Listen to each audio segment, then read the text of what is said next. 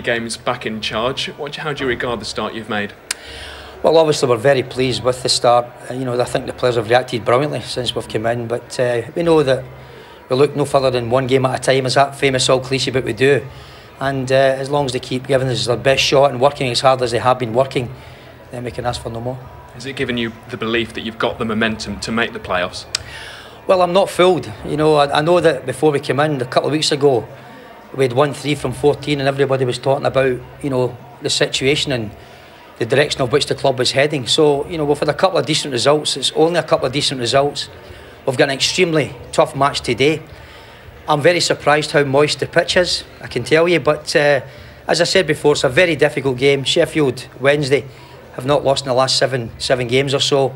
Dave's got them playing very well. So this is another test for us. It's an assessment and it's another test. Thanks, Billy. Good luck. Thanks to the moistness of the pitch. He looked fairly sure of foot as he made his way out onto the turf to say hello and thank the Forest fans who've gathered here today. He is loving being back at Nottingham Forest. And he mentioned a tough game. This is why. November to December, 7 defeats in a row for Sheffield Wednesday.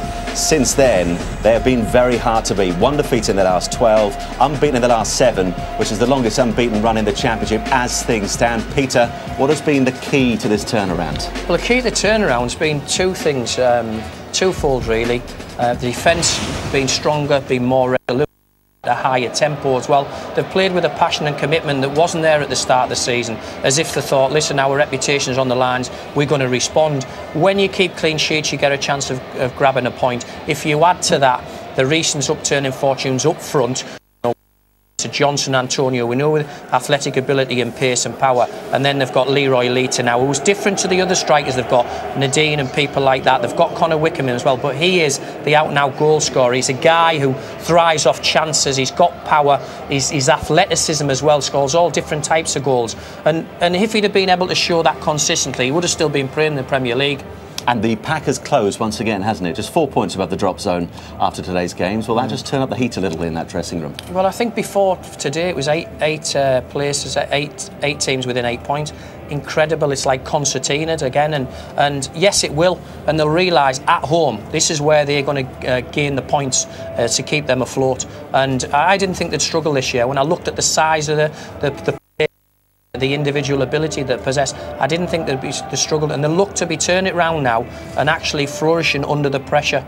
Plenty more to come from Peter at half-time, and after the break we will hear from the Wednesday boss Dave Jones ahead of Sheffield Wednesday against Nottingham Forest.